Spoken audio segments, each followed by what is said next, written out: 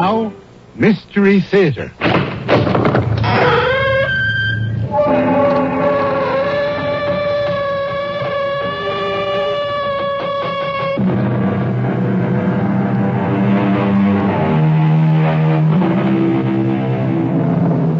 Come in. Welcome. I'm E.G. Marshall. There's a very fine line between life and death.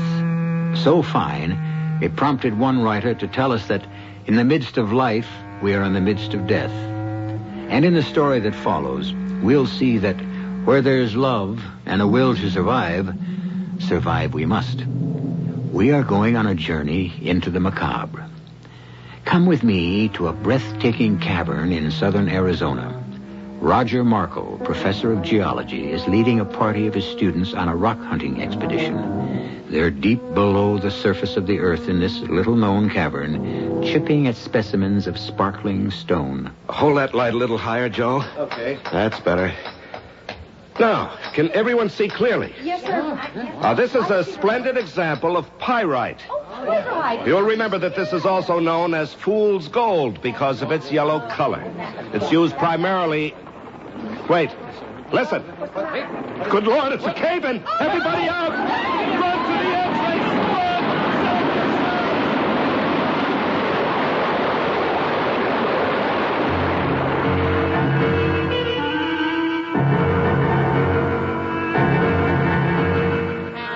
Our mystery drama, Someday I'll Find You, was written especially for the Radio Mystery Theater by Bob Juhren and stars Betsy Palmer.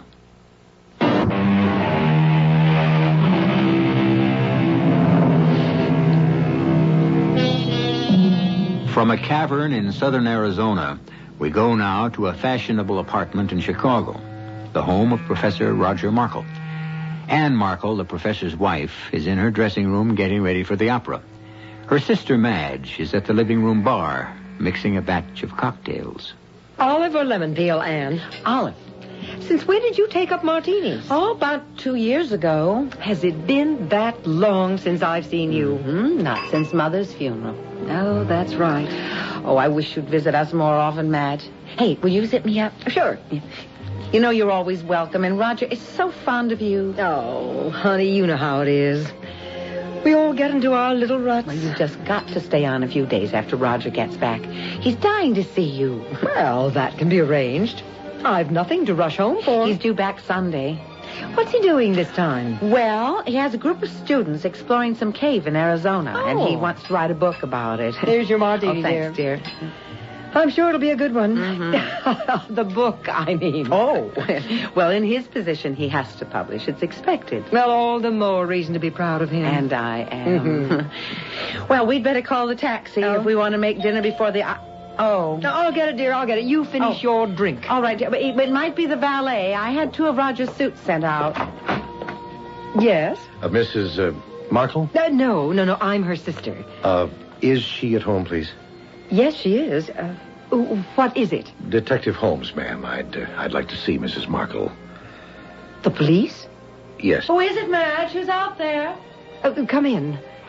What's the matter, Madge? I don't know, Anne. This gentleman is from the police. Police? Mrs. Markle? Yes? I'm Detective Holmes, 31st Precinct. Would you both sit down, please? Well, what is this? It's about your husband, Mrs. Markle. Professor Roger Markle of the university. Roger, what is it? What's happened? Well, we've had word from the state police in Arizona. He was exploring a cave there. There was a cave-in early today, and Mr. Markle hasn't been found. Oh, dear God. No, I don't quite understand. You say that Roger was in a cave-in? Yes, 3 of the students who were with him escaped. They say Professor Markle got them to safety, but before he himself could get out, the whole wall of the cavern collapsed. Oh, no. Well, that's the story we get from Arizona. Of course, we'll want to question the students more fully when they get home. They're being flown in tonight. But my husband, Roger's still out there. We're not sure of anything yet, Mrs. Markle. They say he must have been buried in the collapse. There was no sign of him. They tell us the crews are digging, No, but... I've got to go to him. I'll have to fly out tonight. And, dear, there's nothing we can do. No, I don't expect to do anything, but I have to be with him. I just have to be there. Mrs. Markle, the best thing you can do is stay right here. We'll keep you informed regularly the minute we hear anything. Keep me informed. My husband is dying under tons of earth, and you expect me to sit here waiting to be informed? All right, Anne. We'll go. We'll fly out tonight. I think we really have to go, Sergeant. If they find him alive, she ought to be there. That's up to you, ma'am.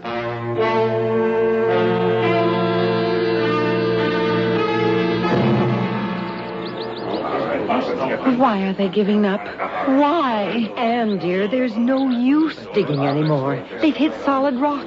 And Roger's been under there for more than 48 hours. There's just no hope. They can't get to No, him. we came all this way, and they've given up. Darling, they did all they could. The least they could do is give me his body to bury. Oh. Anne, dear, let me take you home with me. No, I want to get back to Chicago. There's so many things that I have to take care of. All right, dear, we'll go back to Chicago.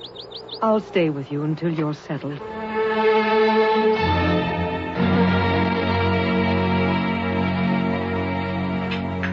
More coffee, Anne? No, thank you. No. Dinner was lovely. Anne, I've got to bring this up sometime. I know. You want to be getting home. Well, it's been more than a month now. You know I'd stay as long as you need me, yes. but I've got to get back to Texas for a while. I'll even come back here in a few weeks if you want. No, Madge, I've got to start adjusting. It's time you did go home. Oh, my dear. You know you've been wonderful, and I just couldn't have gotten through this without you. But you do have your own life, and I've got to start remaking mine. I think the sooner you try, the better you'll be.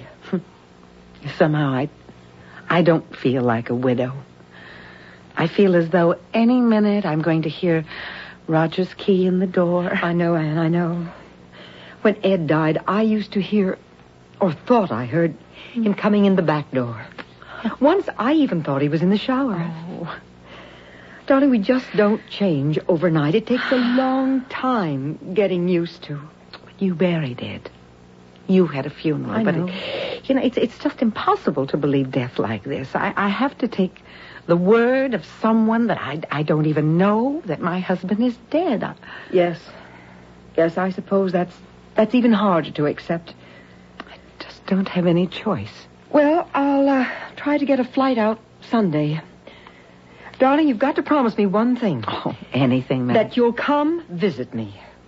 I promise. Maybe in the fall, all right? Definitely in the fall. I'll hold you to it. And I'll call you every Sunday. Oh, yes. Yes, we must keep in touch. And much more often than we have been. But now don't you worry about me, Madge. I do have lots of friends here at the university, and I'll be all right. In time.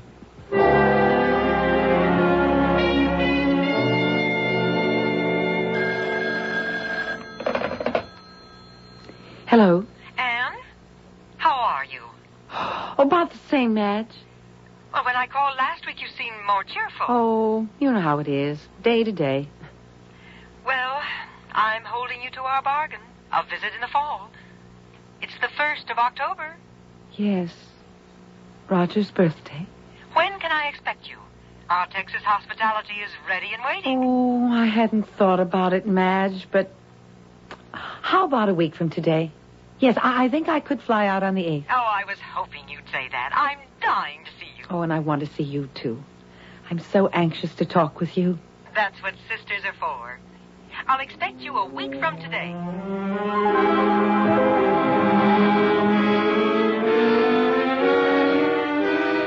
And you're looking wonderful. I wish I felt it. Listen, 1 week under our Texas skies and you'll be a different woman. Oh, I'm a different woman, all right.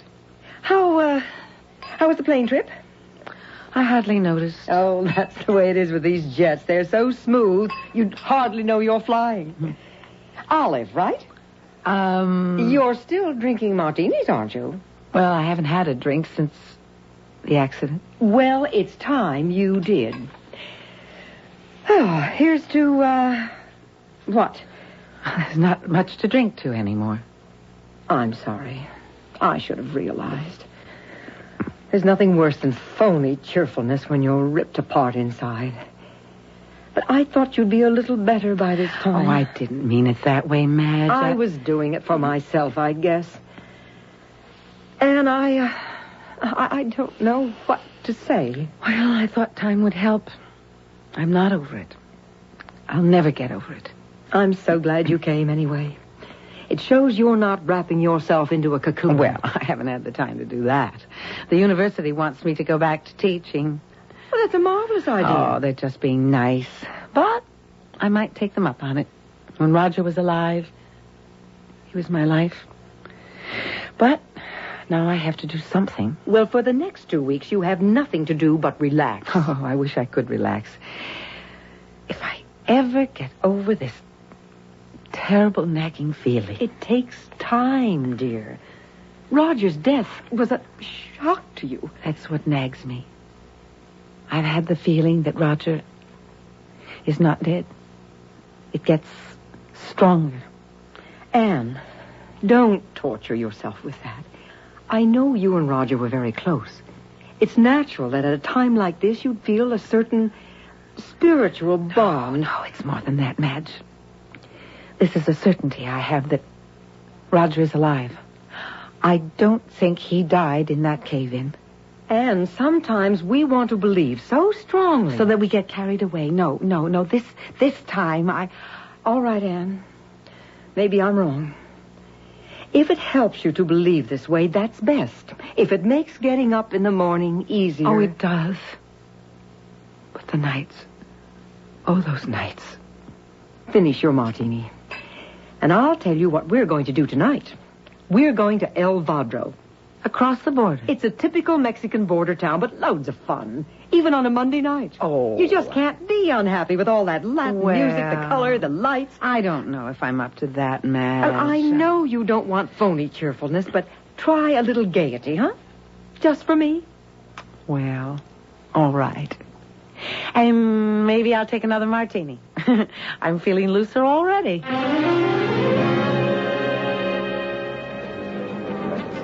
What'd I tell you? It is exciting. Hey, how about a fresh taco? Delicious. Oh, somehow they're better from the street vendors. Yeah, I would like to buy a silver piece. I love Mexican silver jewelry. I know the perfect shop. It's on a side street. Ah. They sell all sorts of stuff, but their silver counter's the best in town. Great. Come on. I spend almost every other weekend down here. Oh, I love it. It is garish, though, Madge, don't you think? Of course. That's what makes it delightful. Madge. Yes? Look, in the front of that shop. The pictures. What about them? I've got to have a closer look. Anne, what's the hurry? What is it? Look at this painting, Madge. Oh, yes. You see it, too. Well, Anne, now, really, it's a good likeness. But even to the little mole on his neck. Oh. Madge, this is a painting of Roger. An exact likeness. And look at the date below the artist's name. August of this year. Yes, I see. That was 3 months after the accident.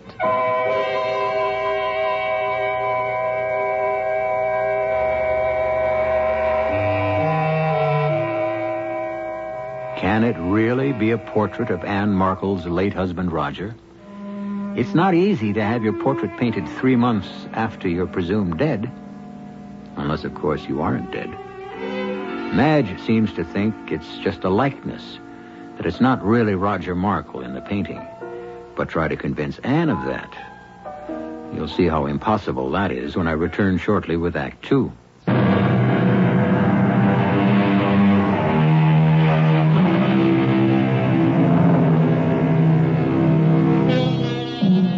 The long arm of coincidence seems to be injecting itself into Anne Markle's life.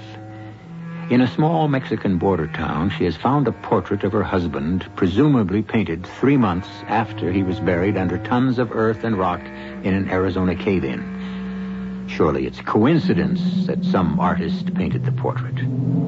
But I wonder, perhaps the artist had a model for his painting and has never accepted the fact of her husband's death. It is Roger. There's no doubt. The face, the expression in the eyes, it's Roger. Can you make out the artist's name? I see there's an initial E. C-R-E-N... Crenshaw. E. Crenshaw. Senora is interested in the painting. Very much. It happens to be a portrait of my husband. Ah, Senora will surely want to buy it. Oh, yes, I'll buy it. But I must know where you got it. Why, from the artist. I represent him here. I receive his work on... Oh, you call... It's a big American word. Consignment. See, that is what he calls it. Uh-huh. I display them here and get 20% of the selling price. Well, where can I find this artist, this E. Crenshaw?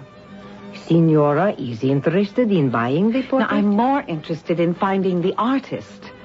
Would $50 be satisfactory? 100, if you'll take me to the painter. I must talk to him. Sold for $100. All right. American, of course. Yes. The painter lives just outside the town in the flats. Yes, and now can you give me his address? Oh, Senora, there are no addresses in the flats. Oh, Just ask anyone for the Americano. Or look for the greenhouse at the end of the row. Uh-huh. He is the only one that's painted. Excuse me, Senora. I will wrap the painting. Anne, you're only going to hurt yourself even more. The man who posed for this can't be Roger. I'll know when I talk to this E. Crenshaw. I'll be able to tell by his answers whether it was Roger or not, but I already know it is. You're not thinking of going there tonight? Why not? Well, there aren't any street lights out there. Practically no streets. The flats are nothing but tar paper sheds. Well, will you take me there first thing in the morning? Please, Madge.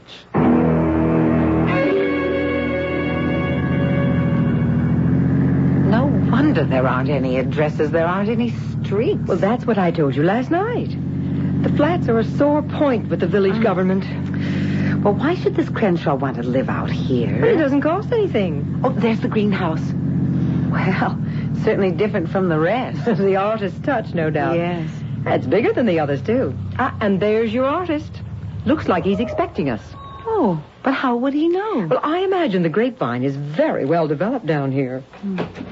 Oh, he's waving. Well, at least he seems friendly enough. Good morning. Fine day, isn't it? Yes. Mr. Crenshaw? Yeah, that's me. Welcome to my humble villa.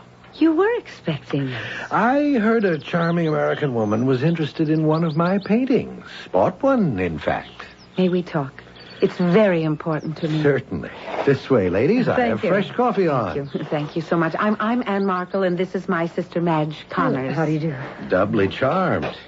It's not much of a villa, but I like it. After you, ladies. Oh, wow, what a pad. What do the natives think of it? They think I'm crazy. Sit down. Well, I would like to get right to the point, Mr. Crenshaw. This painting of yours. Yes, I like that one. It's one of the best likenesses I've done. Well, I'm convinced that the man in your painting is my husband. Oh? You painted this last August. Now, how did you meet him? Did he tell you his name? No, as a matter of fact, he didn't seem to know his name. What? I met him in a bar one night, the Cantina Flora. He was sitting there staring into a beer. I started sketching him, and we got to talking. You don't mind? No. You've got a sensitive face. Musician? No. What's your business? I don't know. I mean, lots of things. I'm not really sure. Head a little to the left, please. Mm-hmm. No, thanks. I'm Ed Crenshaw. Jose, 2 more beers, please. Don't want to tell me your name? Well, it doesn't matter. We all go through life anonymously anyway. Well, I'm not sure. I can't remember exactly. Something wrong? No. I don't think so. Why? Well, you don't seem to... Nah, forget it. We all have our reasons. Question period over. I'm, trying to get to Acapulco. You've got a long way to go. Yes, I know. I'm, trying to find a girl. A girl I knew there once. A lovely girl. And, I can't quite remember her face. Her name was, Anne. Oh, running after instead of away from? No, I seem to have run out of money. Head just a little higher, please. Mm-hmm. Well, I'll give you $10 for posing. I can probably get you a ride to Acapulco tomorrow for free. I know the comings and goings of everybody in town. Well, that'd be fine. Well, that just about does it. Want to see it? See what? Here. Well, that looks like someone I know. Oh, I'll fill in the colors later. Listen, you stay here a minute. Have another beer. I want to make a phone call about that ride, okay? Okay. I went to the phone to call the police. This guy needed help. He wasn't drunk. He was dazed. He didn't know who he was. I figured the police might have something about a guy missing. Mm-hmm. And? I called him and then went back to the bar. He was gone. Madge, Roger's alive. He's been here. He's alive and dazed, and we've got to find him. Now do you believe me? Yes, I do. Mr. Crenshaw, how was this man dressed? Well, work clothes, sort of. And come to think of it, I remember noticing how his face didn't seem to go with the clothes. No, my husband is a college professor, Mr. Crenshaw, and a geologist. Oh, of course. He was in those clothes because 6 months ago he was digging geological specimens in an Arizona cave, and there was a cave-in. Oh. And he was reported dead. I've been a widow for 6 months, but I never believed it. No, he escaped from that cave-in, and he is trying to find me. What? We spent our honeymoon in Acapulco 25 years ago, and I'm the girl he's trying to find. I'm Anne. I know this sounds outrageous, Mr. Crenshaw, but I believe she's right. Professor Markle is obviously suffering from some sort of amnesia. Can we notify the police between here and Acapulco to look for him? Yes, but it's been, almost 2 months since he was here. A long time. Madge, I want to go. Mr. Crenshaw, you've been so kind. May I offer you some money? No money at a time like this. But promise to let me know what happens. Oh, I promise. I do promise. Come on, Madge. I'm going to the police, and then I'm flying to Acapulco, to the hotel where we spent our honeymoon. Good morning, madam. I have a reservation. Mrs. Anne Markle? One moment, please. Yes, Mrs. Markle, room 511. Will you sign the registry, please? Of course. May I ask how long you've been on the desk here? 4 years, madam. Would you look at this painting, please? Tell me if this man has checked in here in the last month or two. I would not want to get involved, madam. You would have to see the manager for that. No, please. This is a painting of my husband. And I have a very strong reason to believe that he may have come here in the past 6 to 8 weeks. You see, my husband is suffering from amnesia. Yes. This gentleman was here about 4 weeks ago. Oh. I remember him well. You do? Yes, he left without paying his bill. I'll take care of it. I'll pay it. But tell me, when did he leave? Did he say where he was going? No, madam. I remember I was on the desk when he came in. I had just come on duty. Good afternoon, sir. I'd like a room, please. A certain particular room. Oh, we are fairly well booked, sir. Which room did you wish? Well, it faces the water, and there's a little balcony, with flowers. We have 200 rooms like that. Oh. Well, let me think. 511. Yes, 511. Let me take a look. You are in love. Yes, 511 is available. Would you sign the register, please? Yes. Is there something wrong, sir? No. Just trying to think.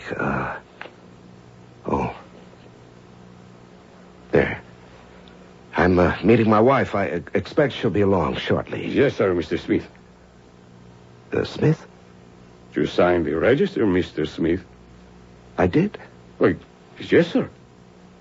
Well, how very curious. I wonder why I did that. Well, sir... My name is,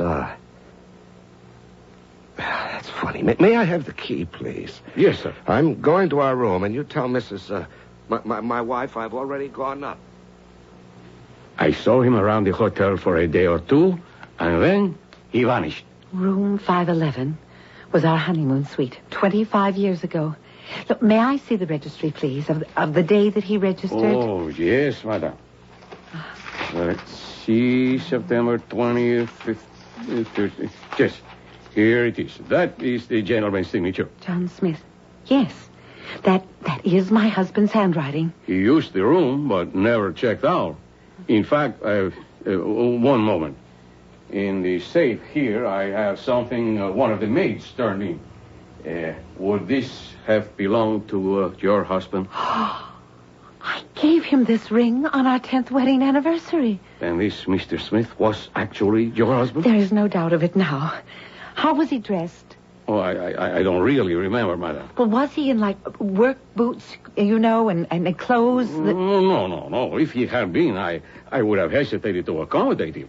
He was wearing an inexpensive suit, I believe, and he had only a small suitcase. Yes, he must have bought the clothes in Il Vadro. If Madame would care to consider the bill. Oh, of course, and add it to mine.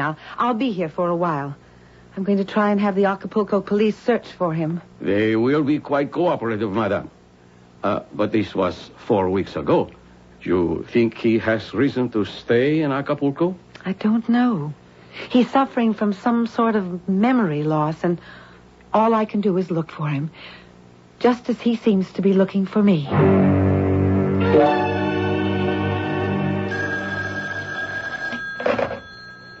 Hello? Mrs. Markle? Yes. This is Manuel, on the desk downstairs. Oh, we talked yesterday about your husband. Yes? Something occurred to me last night. The day before he, disappeared, he came to the desk asking for his wife. No name, just my wife. Yes. And he said he wanted to find her because they had to be leaving for Los Angeles. What? He said his graduate classes were starting and he had to get back. Of course. That's where he'd go next. Manuel, is it? Yes, madam. Would you have my bill made up right away? I'm flying out as soon as I can get a reservation. Oh, and would you have the operator place a call to Mrs. Madge Connors, Conners, and that's Laredo, Texas. The area code is 512-768-3112. Anne? What is it? Madge, I'm on my way to Los Angeles. What? I have one more lead to trace. A little apartment Roger and I had in Westwood when he was studying for his master's at UCLA. Well, what brought that up? Roger was here in Acapulco, Madge. Are you sure? I have Roger's ring. The one I gave him. What? They found it under the bed in the room he had. And the clerk remembered him. He says Roger told him that he had to get back to Los Angeles for graduate classes. And that's exactly where we went when we came back from our honeymoon. Anne, I think it's time you went to the newspapers. You know, you can't skip all over the country. No, I don't want that kind of publicity. Not for Roger. But the papers can describe his condition. Someone knowing the story might see him, and well, I'll consider it after I've been to Los Angeles. You want me to meet you there? No, thanks, Madge. I'll go alone. And I'll call you, honey, from L.A. tomorrow. All right, dear. I'll sit by the phone. And pray, Madge. Oh, pray for me.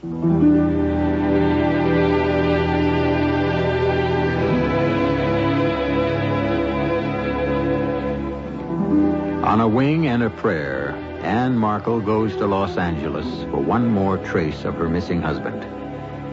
It appears that Professor Roger Markle, stunned from the cave-in he escaped in Arizona, is wandering through his past life trying to find his wife, Anne.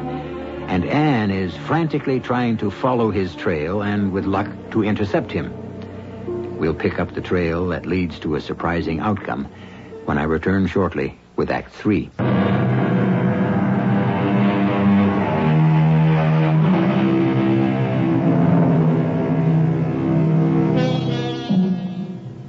In these days of modern jet transportation, one can go anywhere in a matter of hours.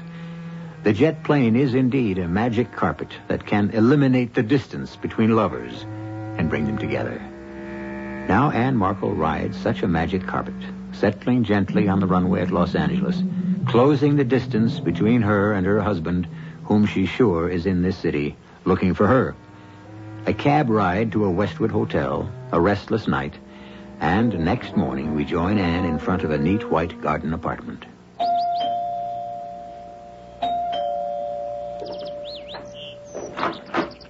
Yes?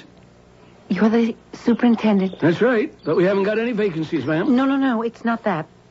I'm looking for someone. Yeah? Have you by any chance seen this man in this painting recently? Last week. Last week? Yeah? Caught him trying to get into apartment 2A. Our apartment. What was that? The man was my husband. We lived in apartment 2A 25 years ago. 25 years ago? Yes. Yeah, maybe that explains it. He raised a hell of a fuss. He's suffering from amnesia. What happened? People in 2B called. Said some guy was hammering on the door to the apartment next door. I look out the window across the pool. Sure enough, this guy is on the balcony in front of 2A, banging on the door. I hightail it over. Anne, open this door. Hey, what's going on here? What you want? I want to get into my apartment. Anne, are you in there? This isn't your apartment. The Murphys live here. I took this place a month ago, just before my honeymoon. Look, Mac, if you want trouble, I know how to hand it out. Now scram. Who are you to tell me to get out? I'm getting Mr. Foster. Mr. Who? The super. Now, you're the one who'd better scram. I'm the super. The devil you are. I never saw you before. Now, look, buddy, let's go quietly, and I won't call the police. Why doesn't she answer? Anne! Okay, let's go. Come on. Anne, why don't you answer? Anne! Anne! Anne. He called my name. It was you he was looking for? Oh, yes. And he called my name. That means he knows who I am. Maybe he even knows who he is by now. What happened then? Where did he go? I ushered him out to the street and didn't see him again. And this was a week ago? A week yesterday. If he's like you say he is, the police might have picked him up. Why don't you try them? Oh, if only they have. Sure hope you find him soon. Fella running around like that could get into trouble.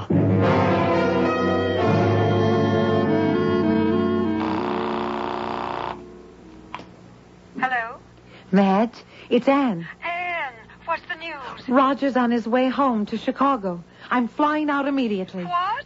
Will you come and stay with me? I need you now, Madge. Well, of course, I'll leave tonight. But how do you know he's going home? He got a ride. He might even be there looking for me. And look, I'm going to tell you all about it when I see you. And I even hounded the airlines, trying to see if Roger might have flown out of Los Angeles during the week. And nothing, right? Now, come on. Stop the cat and mouse and tell me how you know Roger's in Chicago. I was having lunch in a little coffee shop in the valley. Yes? A truck stop, really. And I'd been walking and showing Roger's painting. I guess people thought I was a crazy woman. Well, it was a little erratic. But I put the painting down on the counter, and when I ordered a chicken sandwich, the counter clerk looked at the painting and told me Roger had been there. Oh. He was positive, because as he put it, the guy was trying to get a ride to Chicago. Well, he told me one of the truck drivers offered Roger a ride, and they left together. Oh, Anne! Now, this was 6 days ago. All the time I was chasing around Los Angeles, Roger was on his way home. Oh. Well, I almost expected him to open the door for me when I got in this afternoon. He wasn't there, of course, but now at last we're in the same city together. Oh, Roger's coming home.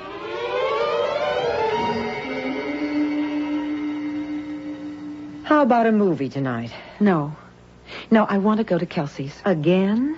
We've been there 3 nights in a row. Ned, I feel so sure that Roger might turn up there. We spent so many happy evenings there when we first came to Chicago. Honey, we've got the police and all the newspapers on the lookout. Why don't we just sit tight? I can't, Madge. I have to keep doing something to keep from going crazy. Okay, Kelsey's it is. But I think that bartender is starting to wonder about us.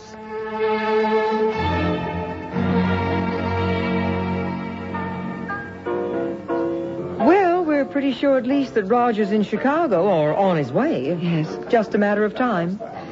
Why not try to relax? I'm closer to him than I've been yet. I can't relax.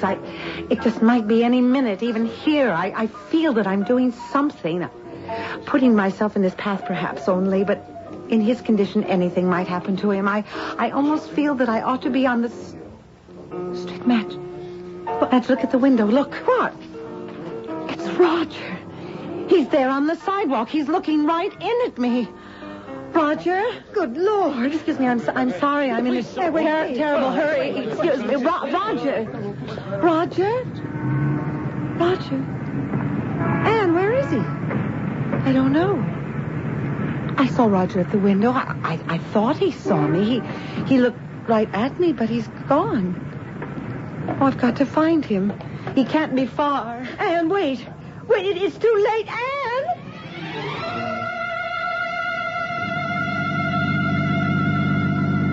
Oh, thank heavens for you, Lieutenant Holmes. Well, I heard the call come over the radio. Curious. I knew immediately it had something to do with this Professor Markle. I'm frantic about Anne. Where could she go? Well, she could have turned down any of these side streets. Oh, she's so upset she'd take any chance to find her husband. Mrs. Connors, do you think Professor Markle is alive? Why, of course. I mean, Mrs. Markle isn't imagining this, wanting to hope. I thought it might be like that at first, Lieutenant, but I was with her when she found the painting and when she talked with the artist. And then Professor Markle did turn up in Acapulco and in Los Angeles. And you saw him tonight? Well, Anne saw him first. My back was to the window, but when I turned, I saw someone moving away. Well, if he's alive in this city, we'll find him. Tonight. Mrs. Markle, too.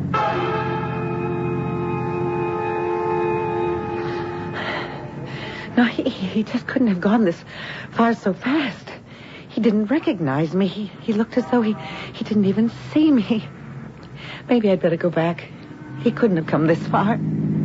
Oh, Roger. Roger, where are you? Anne, over here. Madge, is that you? Oh, thank God we found you. I called the police. I'm with Lieutenant Holmes. Come, get in. Oh, Madge, I've lost him. I've sent out an alert on the whole area, Mrs. Markle. We'll find him. Get in. We'll keep on cruising. I just didn't know which way to turn. I took a chance and went left, but he must have gone the other way. We'll cruise back. Keep your eyes open. It's harder to recognize someone at night. Madge. There, look. Huh? That man at the end of the block. Where? I think... Yes. Oh, stop, Lieutenant. Please stop. He's walking toward us. That's Roger's walk. It is Roger. See him? He's in the light of the street lamp now. Anne. Roger, over here, Roger. Oh, he doesn't hear me. Anne, wait. Roger. Roger. Anne, stop. Look out, guys. Anne!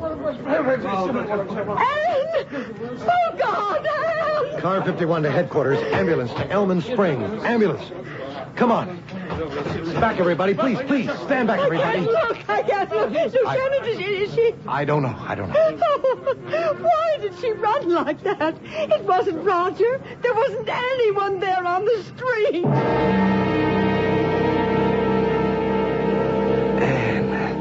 Anne, there you are. Oh, Roger, at last. Oh, I've been looking everywhere for you, darling. I know, dearest. Oh, I knew you were alive all the time. I kept looking. I kept following you. I never gave up. You were following me? Yes. Well, I was looking for you. I couldn't find you at the honeymoon suite, and then in Los Angeles, our old apartment, remember? Yes. Well, you weren't there either. And I was confused. I kept trying to think, where would Anne go next? And then I knew. Yes, we left Los Angeles when I got the teaching job in Chicago. And that's just what I did. When I learned you were on your way to Acapulco, I just knew you were looking for me in the old places. I tried to think where you'd go next. Yes, two minds with a single thought. Because we've been one since the day we were married. Yes. Oh, Anne, I knew that someday I'd find you. Come, Roger. Oh, let's go home. Home? Mm-hmm. To our apartment. Well, that isn't home for us anymore, Anne. Roger, dear. I know you've suffered a terrible shock, but we'll work it out together. You'll be fine. It'll take time, but trust me. You don't understand, do you, Anne? Oh, I do, darling. And I'm going to help you. No, I should have realized. It's too soon. But what's too soon? You'll understand in time. What is it, Roger? What are you trying to say? I didn't realize the truth until I saw you. And now I know. And you'll know soon, too, my darling. Roger, I trust you. If you say so, then that's enough for me. Come, Anne. It's time for us to go. To be together, always. And that's all I want, Roger, is to be together, always. Hey, don't look so worried. Let me tell you the trouble I had realizing just what was happening. I'm sorry, Mrs. Connors. There's no pulse. Oh, dear God. Mrs. Markle is dead.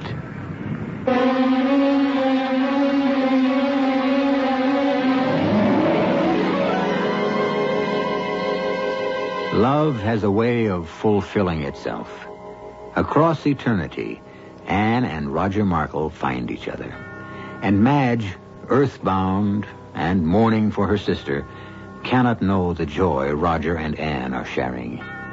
She will bury her sister's body without the slightest inkling of Anne and Roger's present happiness, for they love one another and have found one another. And what more could either of them ask? I'll be back shortly.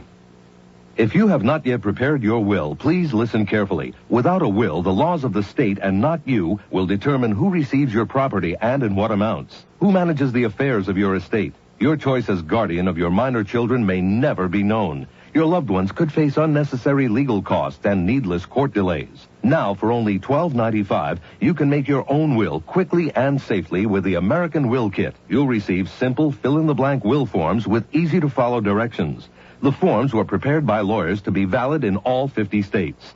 Order now, and you'll also receive free of charge our easy-reading personal protection guide, giving you important tips and special information that can save you money. Now is the time to take advantage of this special mail order opportunity. To order, call toll-free 1-800-542-1212. Only $12.95 plus shipping. That's 1-800-542-1212. Money back if not satisfied. Call now, 1-800-542-1212.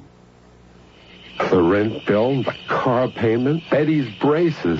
I wish I was made of money. I wish I could fall asleep. Sandman, help me to sleep. Mr. Sandman. It's me, but not with sand. These days, for occasional sleeplessness, I have Compose Sleep Aid. Compose helps you fall asleep faster, sooner than without it. I'm sleepier already. Sleep well. Compose. Use only as directed. COMPOZ. Recommended by the Sandman.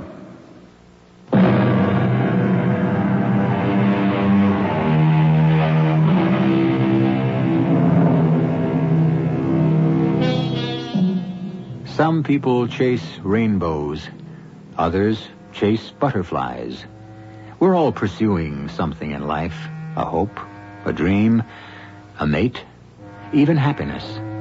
And when the object of our pursuit is love, no barrier is too great to overcome. For love is the pot of gold at the end of the rainbow, the monarch butterfly of all human needs and emotions.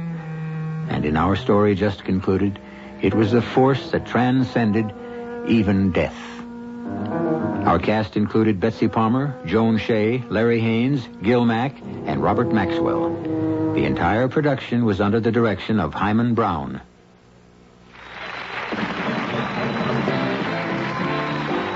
Here on the Family Game Show, we've asked our contestant parents how often their children exercise. Parents, what's your answer? 1 hour a day. What do you say, kids? Almost never, except for 10 minutes of recess at school. We